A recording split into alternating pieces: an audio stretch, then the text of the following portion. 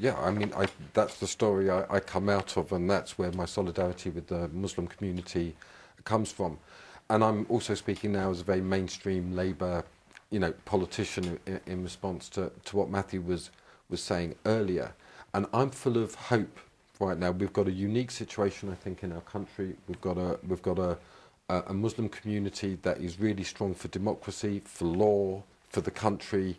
And we've got people who really genuinely wish to respond to that and to build a common life. So that's what this Blue Labour thing is about, is to build a common life, a common good, and to really have the blessing of Islam, the nutrition that it brings. So do you think Blue Labour has been misrepresented? Because some people would say it was standing for the opposite, that it was about pandering. No, completely. And on the one hand, yes, you have to address people's concerns and grievances, but on the other hand, if it seemed to be pandering to prejudices, you're not actually challenging completely misrepresented, which is why I'm here, and my life would speak that it's been misrepresented in that way.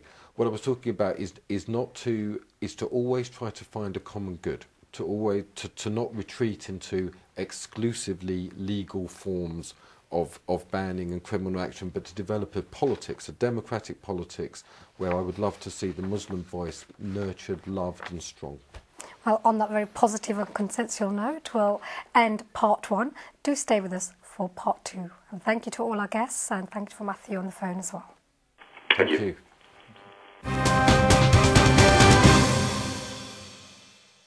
Assalamu alaikum and welcome back to the Politics and Media Show. We're now going to turn our attention to an issue which is of great importance to all Muslims.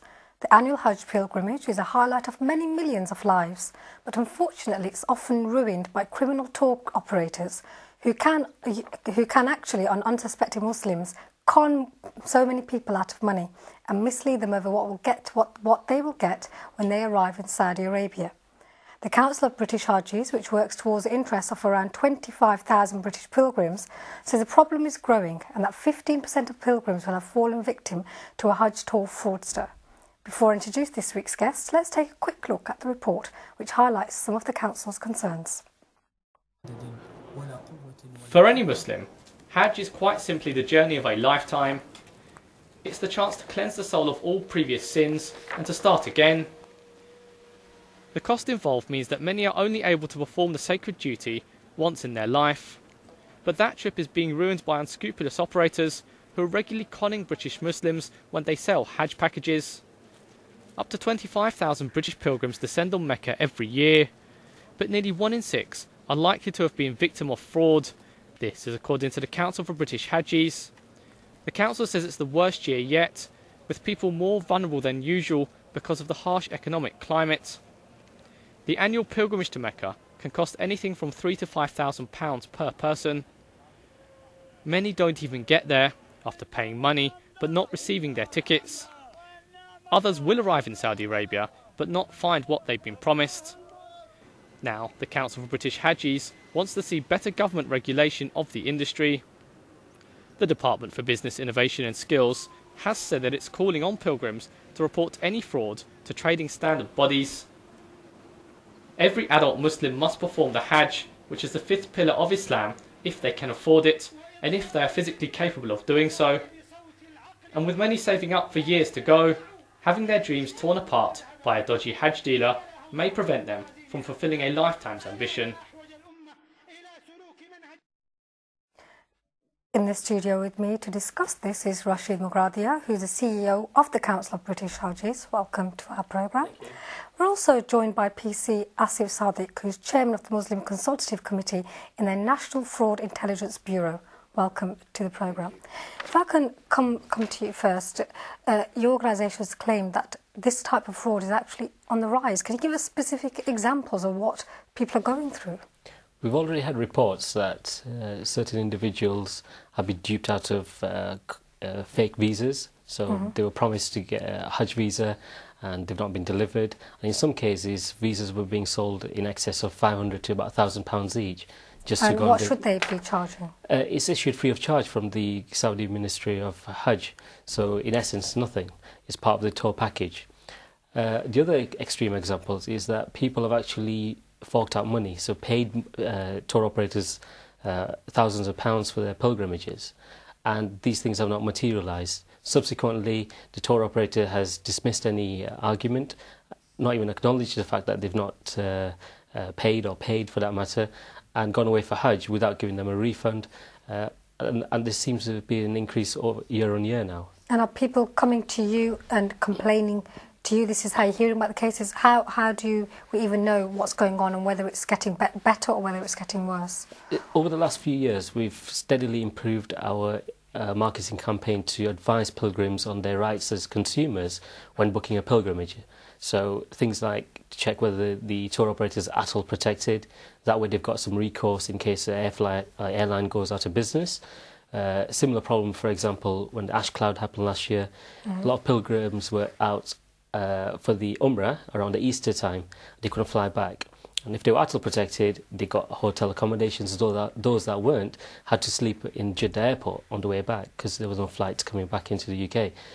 So ATOL protection, to check whether the tour operators are Saudi Ministry of Hajj approved. We've got a list of that on our website, on the Ministry of Hajj website as well. And to check whether the company is bona fide in the UK, to check in Companies House, to physically look whether they've got offices and premises in the UK to operate as a company. Failing that, people seem to be going off recommendations from others, or just putting their trust in God, in Allah. Because obviously it's a very significant spiritual commitment, so people assume that they're not going to have these kinds of issues. And they put their trust, which is fine. You know, we put our trust in Allah. But at the same time, we should take the necessary precautions. And this is the area where people are too cavalier insofar as booking their pilgrimages and not understanding their rights. So when things do go wrong, they don't have the recourse to take them to take action in the UK courts. But furthermore, it's surprising this year that we've had incidents being reported not only from the UK, but when people have gone across into the holy cities. We had a family of 4 that booked an accommodation for people of 4 in a room.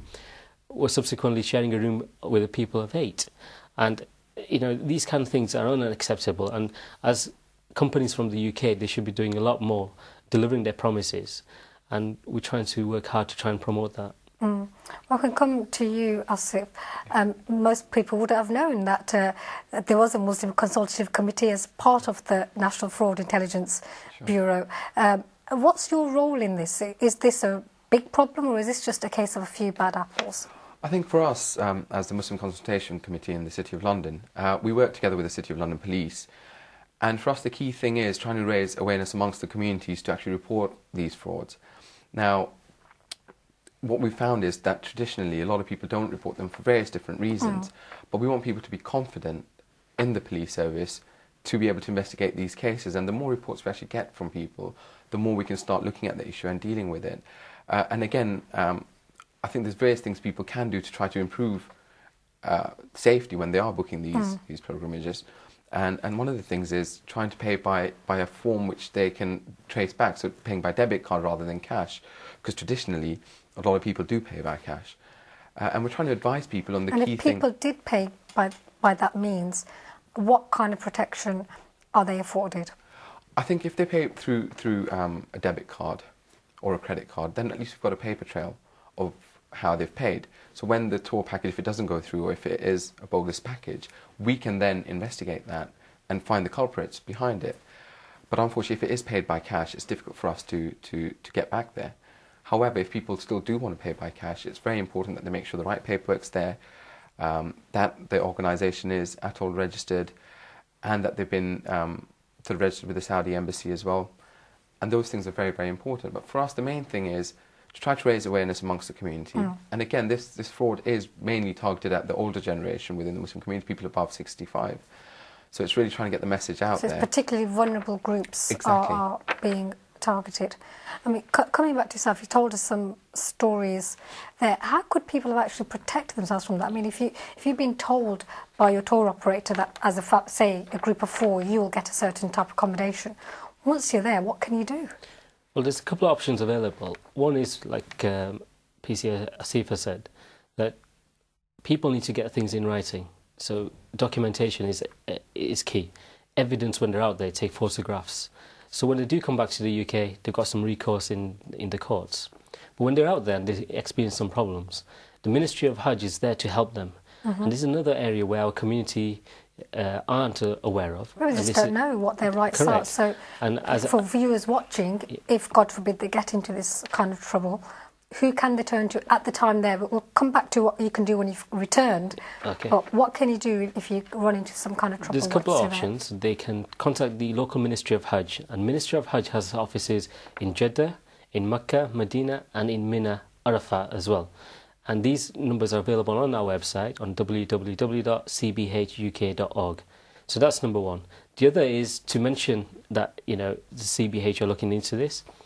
Believe it or not, some people have actually mentioned that, and within minutes their issues have been resolved, because tour operators are aware of the hard work that we're doing as a charity, the work that we do in terms of providing support to pilgrims, but also to tour operators who find themselves in trouble when they're out there as well. Sometimes things don't go their way, and we've helped them address issues with the Saudi Embassy or the Ministry of Hajj as well. And this year, uniquely, we've formed a delegation that are out there in Hajj, offering medical assistance as well to pilgrims. So there's a lot of work going on to support Hajis, because obviously some people may be getting quite concerned watching this, saying, we don't want to have thousands of pounds lost, on something we were hoping was going to be a positive experience. In terms of what practically does happen in cases where it's been shown fraud has taken place, I mean, what does actually happen? There is a fear that perhaps maybe they just get away with it. What are the powers that can actually be used against these people, and other examples of punishments? I think the most important thing is, once the offence is reported to us, then we can start looking at how we can best deal with it. I mean, there's various fraud offences which fall under the Hajj fraud.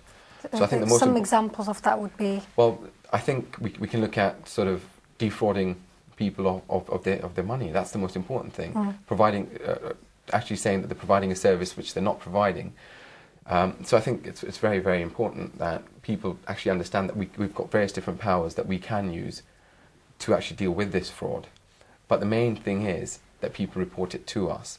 And again, once they return, if they have had a bad experience while they've been out in Saudi Arabia, once they return, there's various channels they can use to report the fraud to us.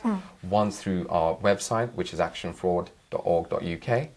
The other is to your local trading standards or to your local police force.